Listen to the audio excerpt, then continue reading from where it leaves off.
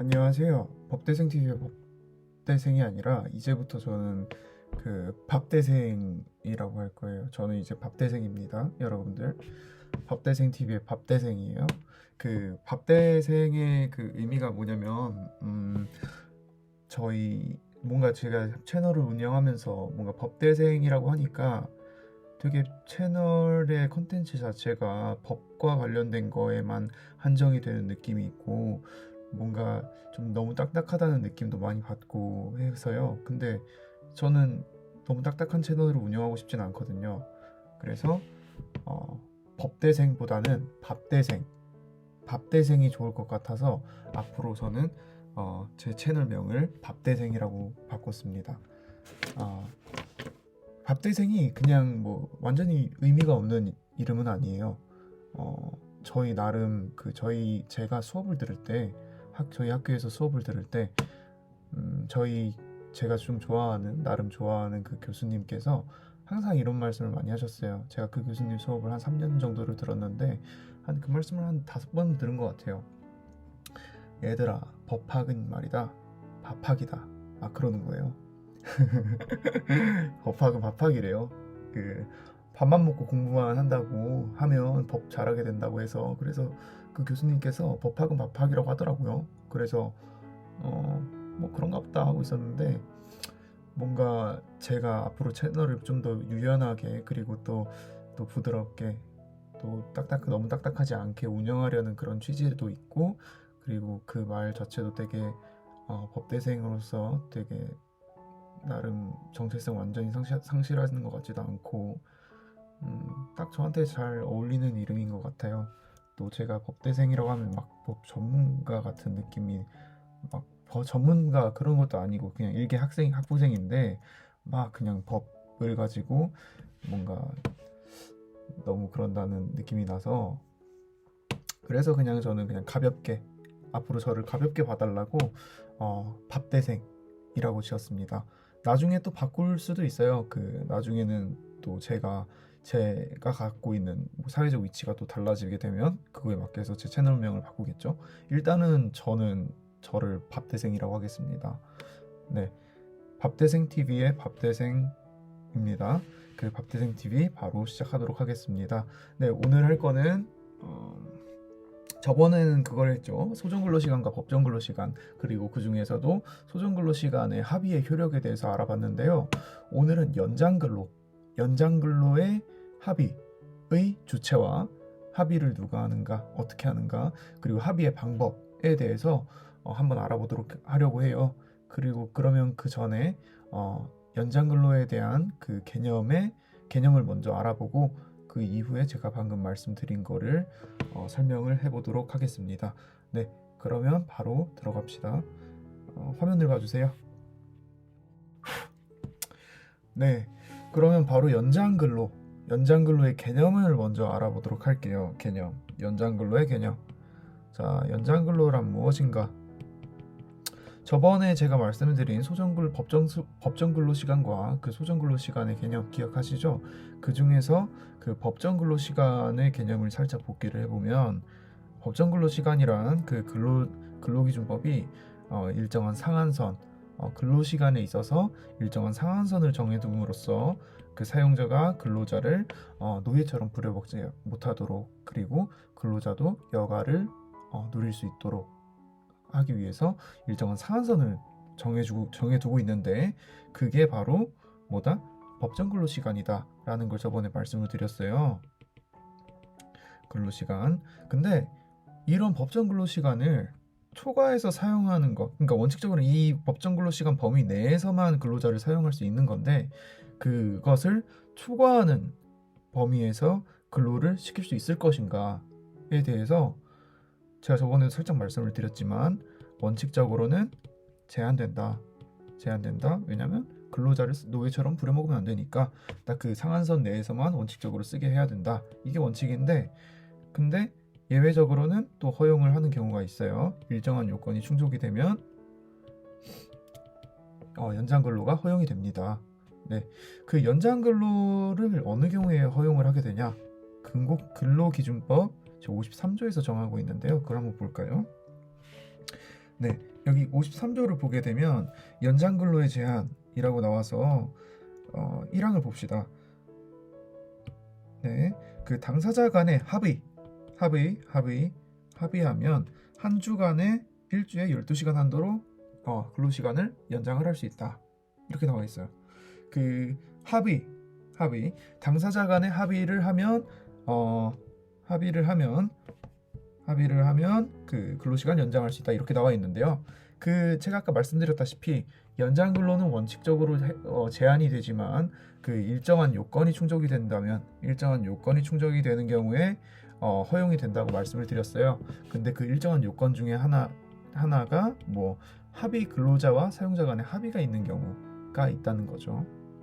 그래서 이 합의가 있을 때 연장근로가 허용이 되는데, 그러면 이 합의는 도대체 누가 어떻게 해야 되는 것인가가 문제가 돼요.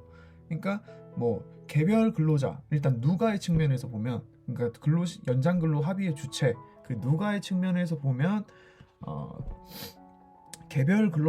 무조건 개별 근로자와, 그러니까 근로자 각각과 사용자 사이에서만 그 연장근로에 합의를 해야 되는가, 아니면 그 노동조합이 단체 협약을 통해서 한 번에 일괄적으로 그 해줄 수 있는가, 한 번에 일괄적으로 그 개별 근로자의 동의 없이 노동조합이 그 연장근로에 합의를 해줄 수 있는가가 첫 번째 논점이고요. 이게 바로 주체의 측면, 연장근로 합의의 주체고요. 이거를 그래서 방금 말씀드렸다시피 개별 근로자가 해야 되는가, 아니면은 노동조합이 해줄 수도 있는가라는 거고요. 그렇다면 그 연장근로 합의, 두 번째 논점으로 연장근로 합의의 방법이 있습니다.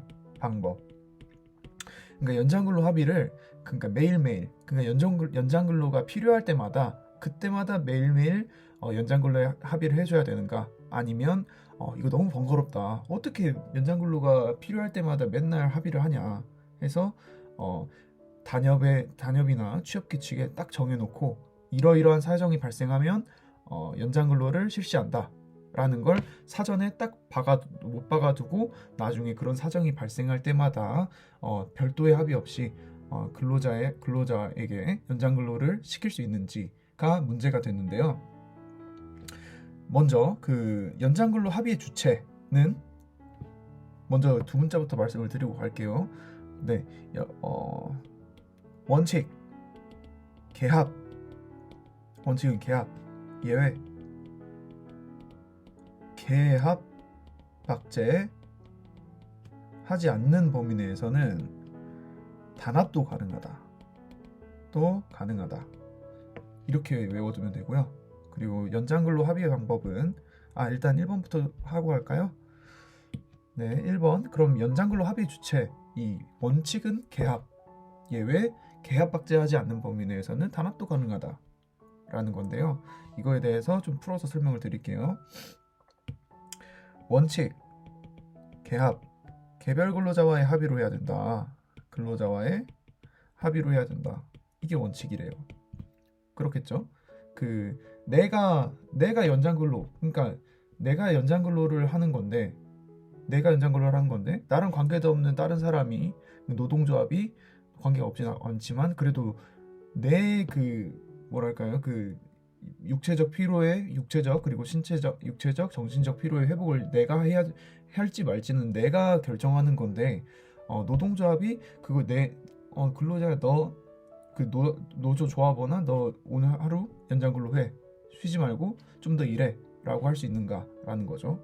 여기에 대해서 판례는 원칙적으로는 안 된다, 그러니까 개별적 근로자와의 합의가 필요하다라고 하면서, 근데 예외를 말하고 있어요. 개합 박제 하지 않는 범위 내에서 개별 근로자와의 그 개별 근로자의 합의권을 박탈하거나 그 제한하지 않는 범위 내에서, 개별 근로자의 합의권을 박탈하거나 제한하지 않는 범위 내에서는 노동조합이 단체 협약으로도 합의를 할 수 있다라고 해서 개합 박제하지 않는 범위 내에서는 단합도 가능하다라는 거고요. 네, 그러면 두 번째, 연장근로의 합의 방법을 살펴보겠습니다. 그러니까 매일매일, 그러니까 그런 연장근로가 필요할 때마다, 사용자가 연장근로가 필요할 때마다 그때마다 일일이 다 합의를 할 것인가에 대해서 판례는 다음과 같이 설치를 하고 있어요. 원칙, 일단 이거 지우고, 원칙이 아니라 지우고, 네, 이렇게 얘기를 해요. 관합성은 아니지만 그 1번 단취 사정 별무방하다. 네, 이거 먼저 말씀드리면, 자, 첫 번째, 그 관합성 아니지만, 이게 뭐냐면 어떤 연장 근로가 관행화가 되어 있다고 하더라도 그 합의, 연장 근로에 대한 합의가 성립되어 있다고는 볼 수 없다. 그러니까 어떤 사유가 발생하면 이렇게 그때마다 연장 근로를 시키더라, 이러한 정도만으로는 연장 근로에 대한 합의가 성립했다고 볼 수 없다는 것이고요. 근데 그렇지만 1번 단취사정 별무방하다라고 해요. 1번. 근데도 불구하고 그 연장 근로가 필요할 때마다 그 일일이 그런 연장 근로에 합의를 하는 것은, 그래서 1 하는 것은 번거로움으로 단체 협약이나 취업 규칙 등의 구체적인 사유를 정해놓고, 그러니까 이러이러한 사유가 발생하면 연장 근로를 실시한다라는 그런 사유를 정해놓고, 단취 사정 정해놓고, 그런 사유가 발생할 때마다 별도의 합의 없이 연장 근로를 하게 하는 것도 무방하다라고 해서 별무방, 이렇게 하고 설치를 하고 있습니다.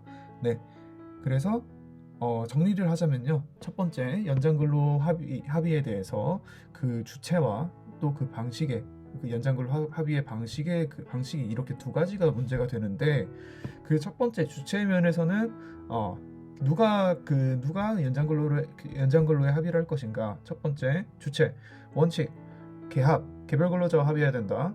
근데 예외, 계약 박제하지 않는 범위 내에서, 그러니까 개별근로자의 합의권을 박탈하거나 제한하지 않는 범위 내에서는 단합, 단체협약에 의한 합의도 가능하다라고 하고 있고요. 그리고 그 방법의 측면에서는 관합성 안 되지만, 그 관합성은 인정하지 않지만 그 1번 단취사정 별무방하다. 일일이 하는 건 번거로우니까 단체에 대한 취업 규칙에 사유를 정해놓고 별도의 합의 없이 사유 발생할 때마다 연장근로 하게 하는 것도 무방하다라고 해서 1번 단취사정 별무방하다라고 하고 있습니다. 네, 오늘 내용은 여기까지고요. 다음에 또 다른 판례로 찾아뵙도록 하겠습니다. 감사합니다.